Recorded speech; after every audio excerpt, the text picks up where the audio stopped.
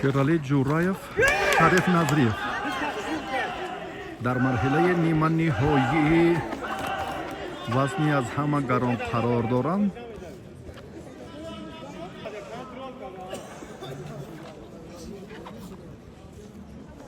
الکترومبیل از نام پرزیدنت جمهوری تاجیکستان تأسیس یافته است. ارزشش 170 تا 180 هزار سومانی است. در نوروز شهر سرافشان در تنتنه ایزدی اجدادی ما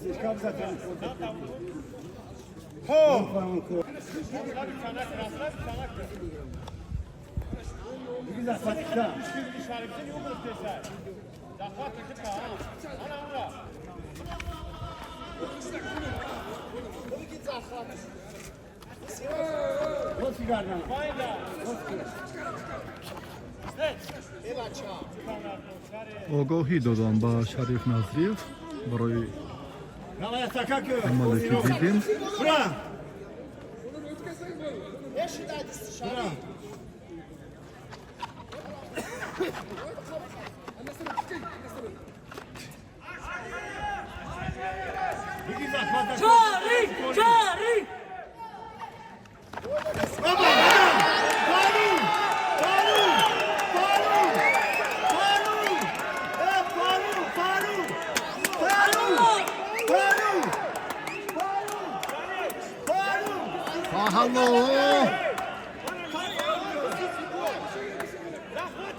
با شریف نظریев دو بها گذاری کردم. پهلو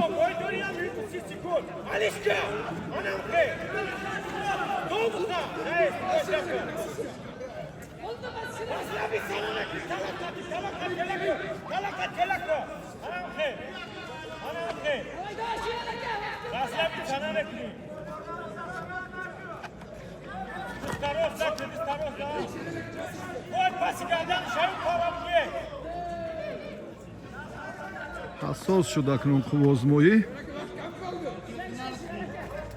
پهلوانی ازبکستانی بسیار نیروسنجیش خطر دارد. شیرعلی جوراєv شریف از فرصت خوب استفاده کرد و اکنون این را باید نگاه دارد همین نتیجه را.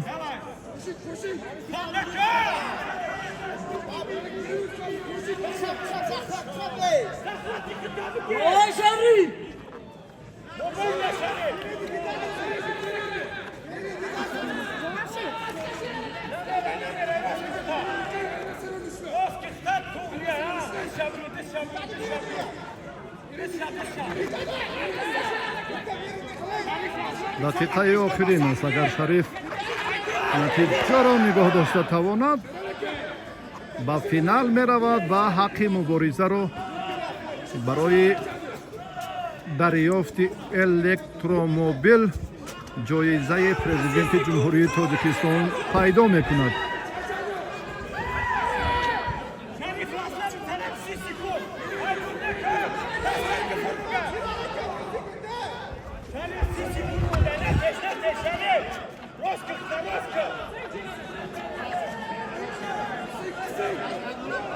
берун шудан лозим нест аз майдон. Ана ҳамин хел бигор рақиб берун шавад.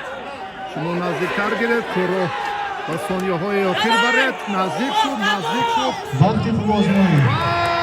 ҳамин тавр Шарифҷон Назриев дар ин марҳилаи ниманиҳои ғолиб ғолиби бохури дуввуми ниманиҳоӣ вазни ба изофаи 86 килограмм намояндаи ҷумҳурии Тоҷикистон Шарифҷон Назриев. ӯ ба бохури ниҳоӣ баромад ва рақиби ӯ ба гирифтани зинаи севум дар ин мусобиқот мушарраф гардид.